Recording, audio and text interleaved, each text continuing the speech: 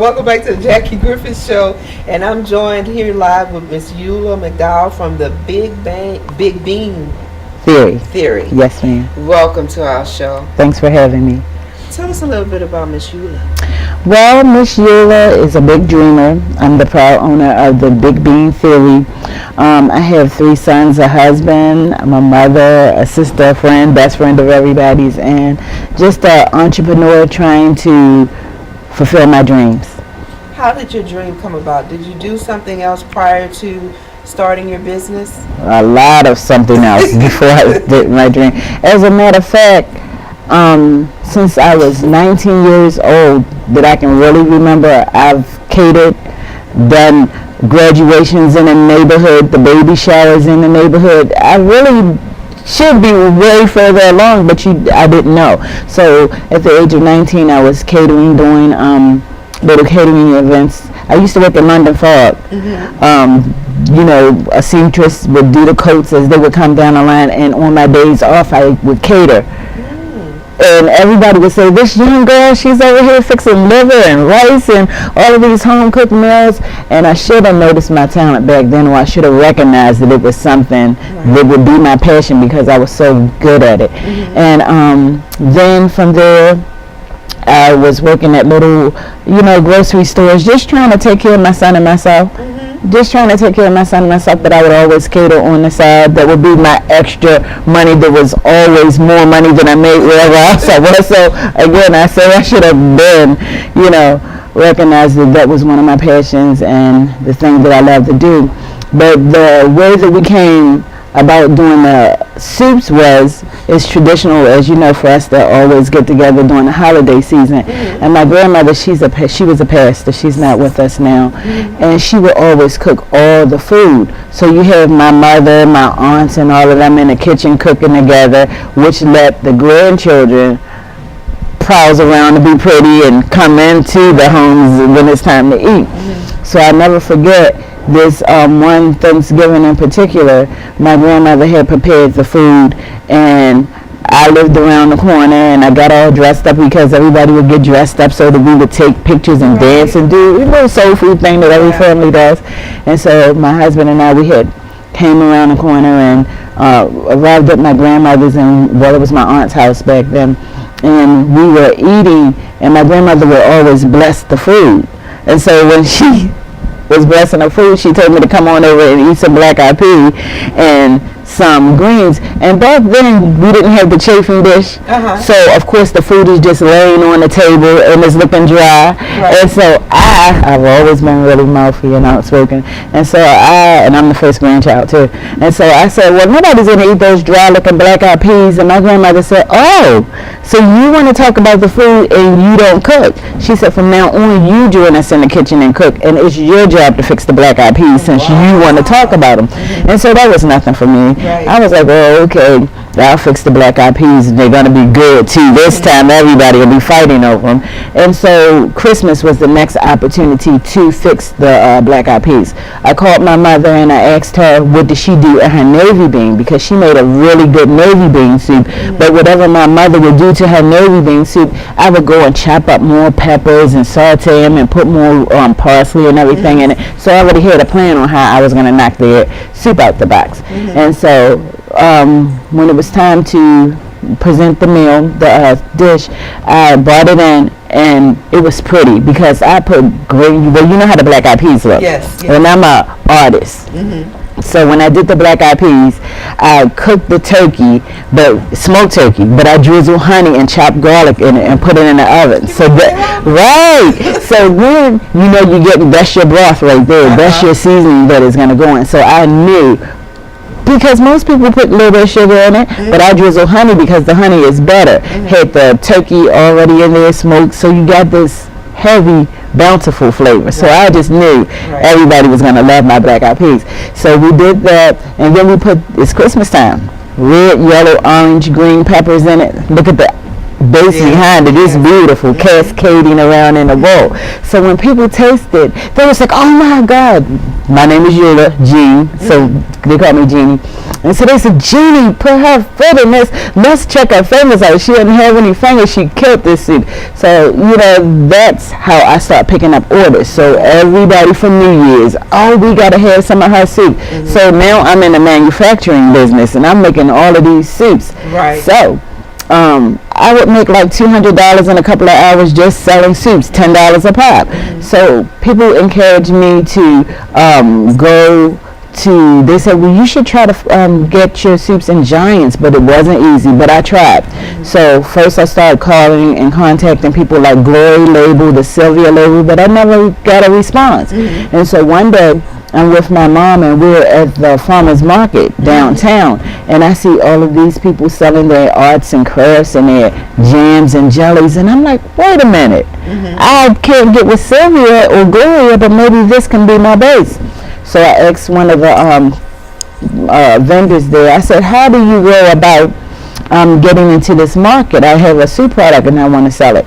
And so they told me about the market manager, and she was just away from me, and I went and spoke to her, and she allowed me to bring her samples. I had those samples there the next day. Right. Went to the market and so from there on it's been my story to continuously write.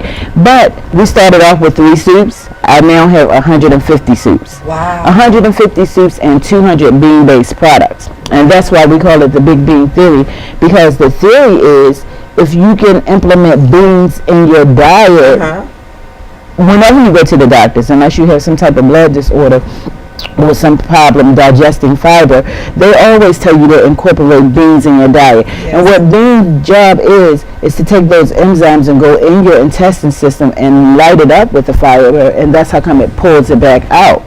And so I always wanted to authenticate myself, and so what I did was, instead of doing all different kinds of soups, I said, if I do crab soup, because that's how I am, if I do crab soup, then they're going to compare my crab soup to the Windsor Inn or whatever is the big soup. Right. So I wanted to brand myself and mainly contain my brand. So now whenever somebody else makes some soup, they're like, oh, it's like the Bean Lady, because that's what they do. Whenever they see my husband in the store, he told me he was in Target the other day, and the lady said, oh, you the Bean Lady husband. Because that's what I'm known for. Right. Because I just stayed in my room and just tried to complete every bean-based product that I could. That's awesome. So you specialize in beans. I'm a beanologist. I'm about my beanness. Awesome. I mean, and it's so fun because, I learned so much of the history, and it was all because of my grandmother. I wish that she was here to see this, because she really liked them. She really liked, yes. And you know what? I get kind of teary-eyed when I think about it, because just the other day, I had an event to do, and I started off late because of the weather, but I still had, there's no excuse with us. Right. I still had to pull it off, and I had all of these orders, and my intent was to get at the kitchen at around 7 o'clock, but it didn't, because the kids were to be in school 2 hours late, and I had to make sure that they were dressed and that they were there properly, so I didn't start off until 9 o'clock, but my first orders was coming in at 11 o'clock. So I get to the kitchen, I don't have any help, and I'm feeling kind of somber and sad in my spirit, because I know that with cooks, you're as good as your last meal. Exactly. So I'm thinking to myself, Ted, I got to fix all of this food, and some of the ingredients aren't here. They didn't have them at the store, and this is my customers' money. I want to give them their money's worth, and how can I pull it up? And my grandmother said, listen. I just heard her. She was like, listen, this is relatively an easy thing for you to do. Pretend like you're on Chop and get to work. And it was amazing, because at 11:01, the lady was calling me on the phone saying she was on her way to pick up her order. No, she said she was outside in the parking lot, and I was putting the last piece of fish in, and I had made jerk chicken from scratch, plantains, fried fish, candy yams, collard greens, and kale, and rice pilaf in 2 hours for 25 people. Wow. and was finished. So Yeah, she's watching, and you know, she's still putting her input in there. Huh? you know what song reminds me? You know what song reminds me of my grandmother? I can't remember her name, but remember the gospel singer that sings "Didn't He Work It Out"? I remember the song. You know what I'm saying? Gave me some bling bling. That song will remind you. If you met my grandmother, she reminds me of my grandmother. So that's awesome. Yeah. So your grandmother was your inspiration behind all of this. My grandmother had me for the first 5 years of my life.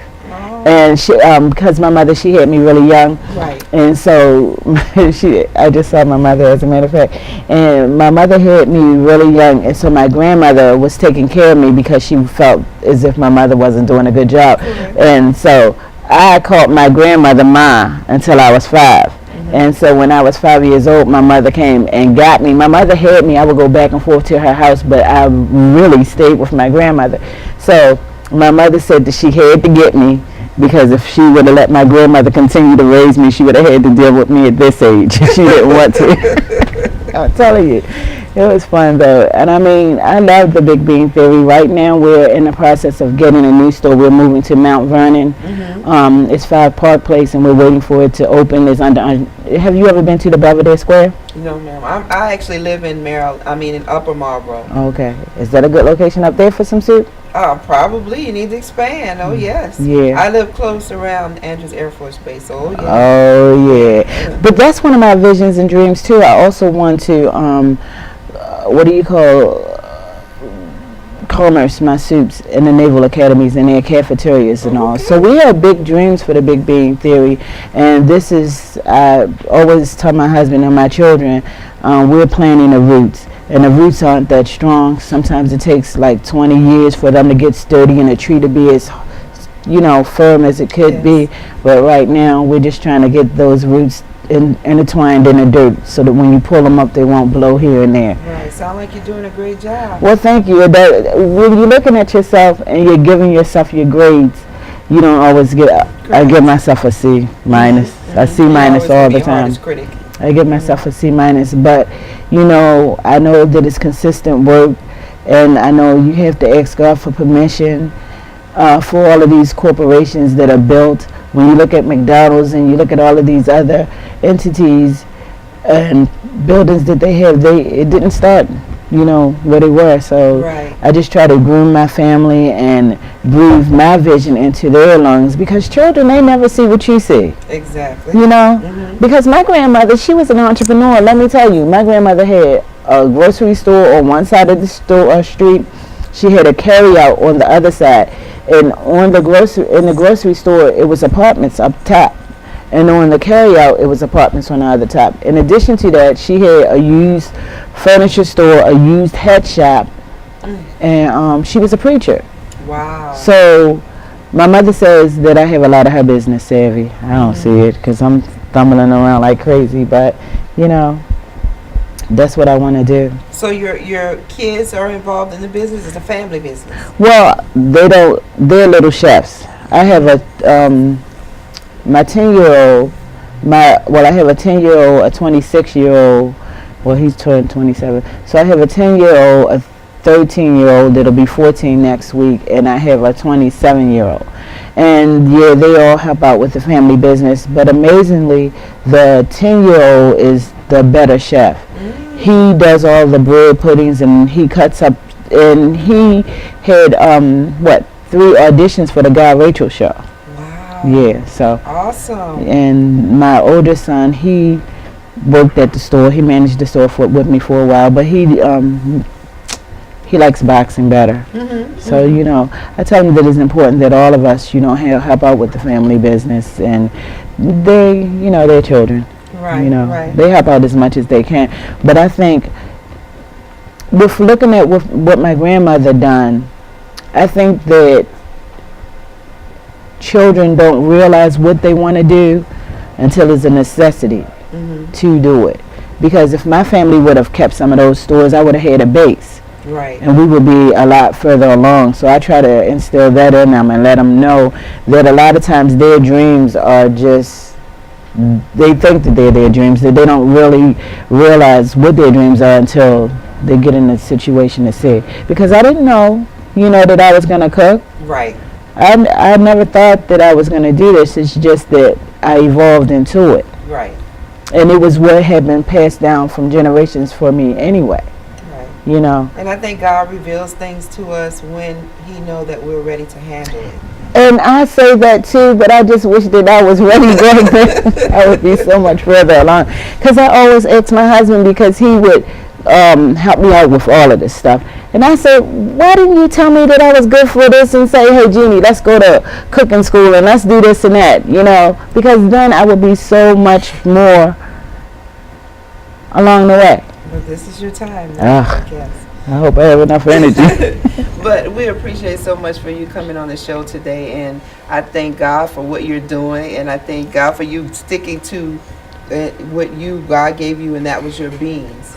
And I bet you it's really good. You made me so hungry. I wish I knew, because I would have bought you some. I would love for you to look into the camera and give all your information out about your restaurant, how they can contact you on social media. And then after you do that, just speak your heart to maybe that person out there that has a dream that's similar to yours, and what it took, you know, for you to just go out there and do it. You have to step out on faith sometime. Yes. And my name is Eula McDowell, and I am the proud owner of the Big Bean Theory. We are located at all your local farmer markets. You can reach me on Facebook. I'm also on LinkedIn and Twitter. Twitter. And on Twitter. And my phone number is 443-955-1186. If you join us on our Facebook page, we'll have upcoming events. We feed the homeless once a month. And also, you can stay tuned for our grand opening. We'll be in the Mount Vernon area come May, so 520 Park Place is where you will be able to reach me. And for anyone who wants to be an entrepreneur or who has a dream of being an entrepreneur, I can only say that for me, you got to keep dreaming. You dream and you utilize your imagination, and basically that's how you see your dreams come to life. For me, I have a really big imagination, and utilizing my imagination, I do see my dreams coming true. But it's a lot of work and it's a lot of effort, and you got to really see it before you can do it. So I already see myself outside of this building. I've already left the building that we first started the Big Bean Theory in. I already see myself in my plant. So you got to visualize your dream. You got to believe in yourself, and most importantly, you have to ask God for His permission. And once you do that, you'll see little tiny steps that will lead you in the direction of your dream unfolding. It's almost like following the yellow brick road, but it's your road. Well, thank you so much for joining us today, and you have definitely inspired me, so I know you've inspired our viewing audience. Thank you so much, Ms. Eula, for being here. Thanks for having me. And keep doing what you're doing. Okay. Yeah, I know you're changing lives, and I know you're feeding and making a lot of bellies happy. Yeah, thank you. We'll be right back on the Jackie Riffin Show.